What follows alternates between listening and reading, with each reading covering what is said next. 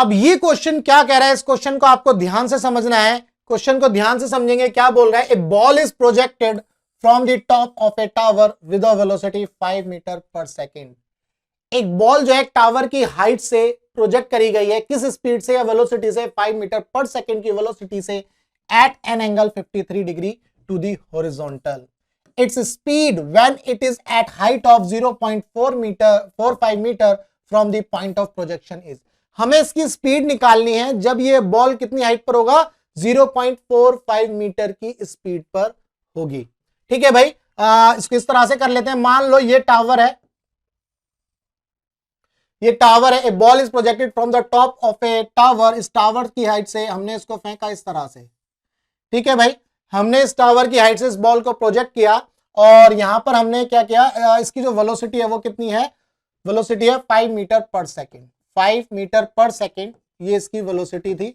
और कितने एंगल पर फेंका, ये हॉरिजॉन्टल लाइन बना लेते हैं, ये है 53 के एंगल पर।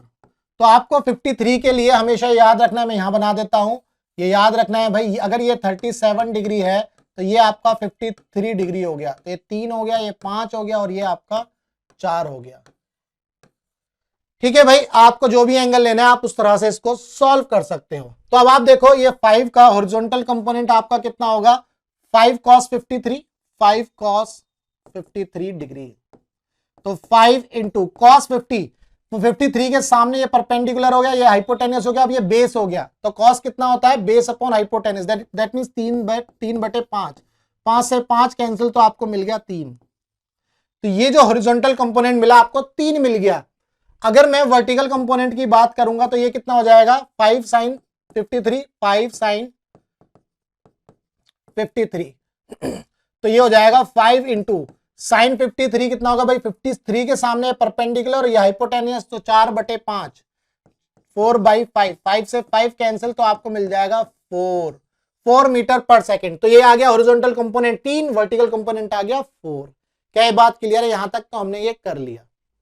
अब हम इसको आगे करेंगे। आगे करने का मतलब क्या है, हमें जो है ये निकालना है कि जब ये बॉल कितनी हाइट पर जाएगी, 0.45 मीटर की हाइट पर, तब इसकी स्पीड कितनी होगी, तब इसकी स्पीड कितनी होगी, इसको ध्यान से समझेंगे।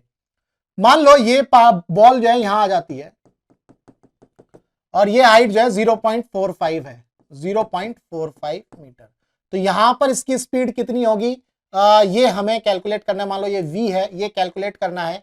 तो अब आपको पता है प्रोजेक्टाइल मोशन के अंदर हॉरिजॉन्टल वेलोसिटी तो सेम रहती है, वर्टिकल वेलोसिटी कुछ चेंज हो जाएगी।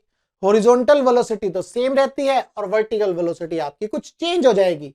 तो मैं इस तरह से लिख लूंगा, मान लो जो Vx है, Vx जो है ये हॉरिजॉन्टल कंपोनेंट Vx सेम रहेगा, यानी कि 3 के इक्वल ही रहने वाला है, 3 मीटर पर सेकेंड। इसमें तो कोई दो राय नहीं है। अब हम बात करते हैं Vy की, अब हम बात करते हैं Vy की। इस Vy को कैसे कैलकुलेट करेंगे, वर्टिकल डायरेक्शन की वेलोसिटी को कैसे कैलकुलेट करेंगे। अब आपके पास 3 इक्वेशन है, v is equal to u plus a t, s is equal to u t plus half a t square, और क्या है, v square minus u square is equal to 2as। आपको ये ध्यान देना है कि इन दो इक्वेशन को हम यूज नहीं कर सकते क्योंकि हमारे पास टाइम नहीं है, ना ही मैं टाइम निकालने का इच्छुक हूं, है ना। हमें ना तो टाइम दिया हुआ है और ना ही मैं टाइम निकालने का इच्छुक हूं। मुझे तो अगर वेलोसिटी पता चल जाए तो मेरा काम बन जाएगा Vy। तो मैं इस इक्वेशन को लगाऊंगा, तो Vy का स्क्वायर माइनस इनिशियल वेलोसिटी कितनी है इसकी 4, तो यानी कि 16 हो जाएगा ये, दैट इज इक्वल टू 2। ए की जगह माइनस जी आ जाएगा, हाइट एस की जगह कितना आ जाएगा, हाइट कितना है 0.45, ऊपर है तो प्लस चलेगा, ये ध्यान रखना है आपको 0.45।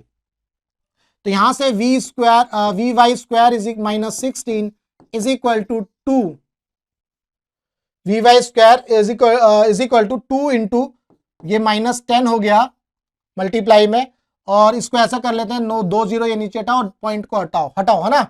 तो यहां से 45/100 ये उड़ा दिया मैंने, और ये 2 पंजे 10 और 5 नेम 45, ये आ गया भाई।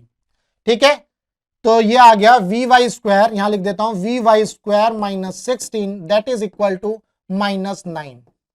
अब ये Vy उठ करके इधर जाए, सॉरी 16 को उठा दो इसे इधर राइट साइड में, तो -9 + 16, तो ये कितना आ गया, -9 + 16 9 और 7 16 है ना, तो यहां पर आ गया 7, तो वी स्क्वायर आ गया आपका 7, वी स्क्वायर आ गया आपका 7।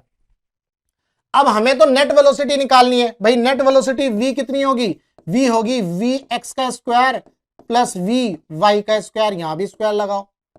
वी एक्स का स्क्वायर कितना है 3, तो 3 का स्क्वायर कितना हो गया 9, प्लस वी वाई स्क्वायर हमारे पास है ही 7, 9 और 7 16, तो v कितना आ गया square root of 16, that is equal to 4 metre per second.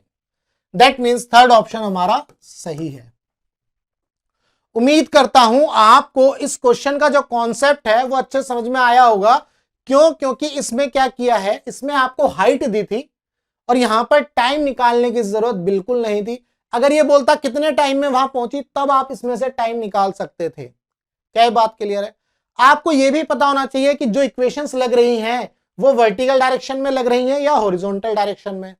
Horizontal direction में तो कतई नहीं लगेंगी। क्यों? क्योंकि यहां पर हॉरिजॉन्टल डायरेक्शन में वेलोसिटी सेम रहती है, एक्सीलरेशन 0 होता है, तो इन सभी केसेस में एक्सीलरेशन तो 0 चलेगा, तो हॉरिजॉन्टल डायरेक्शन में तो इक्वेशन लगेंगी नहीं, तो वर्टिकल में लगेंगी सिर्फ। और जब वर्टिकल में लगेंगी तो अब आपको यह सोचना है कौन सी लगेगी। टाइम यहां दिया नहीं तो हम ये दो इक्वेशन लगा नहीं सकते, यहां से हमने वेलोसिटी निकाल ली, क्योंकि हमें हाइट दी है, ए हमें पता ही होता है, इनिशियल वेलोसिटी हमें पता थी, हमने फाइनल वेलोसिटी निकाल ली। यहां से फाइनल वेलोसिटी निकाली वर्टिकल डायरेक्शन की, यहां से फिर हमने इसका रिजल्टेंट निकाल लिया, ये आ गया हमारे पास 4 मीटर पर सेकेंड। क्या ये बात क्लियर है? अगर आपको ये बात क्लियर है, कॉन्सेप्ट क्लियर है, तो भैया वीडियो को लाइक कर दो और चैनल को सब्सक्राइब कर दो। अगर आपको फिजिक्स के अंदर कोई डाउट है तो आप व्हाट्सएप कर सकते हैं, नंबर मैंने यहां दिया हुआ है। टेलीग्राम पर आप ग्रुप ज्वाइन करिए, चैनल भी ज्वाइन करिए फिजिक्स बाय विजय एकेडमी। और अगर आपको इसका पीडीएफ चाहिए तो वेबसाइट पर विजिट कर सकते हैं, वहां पर एक रिसोर्स का टैब मिलेगा, वहां से आप इसका पीडीएफ डाउनलोड कर सकते हैं। तो चलिए मिलेंगे हम अपने नेक्स्ट क्वेश्चन में।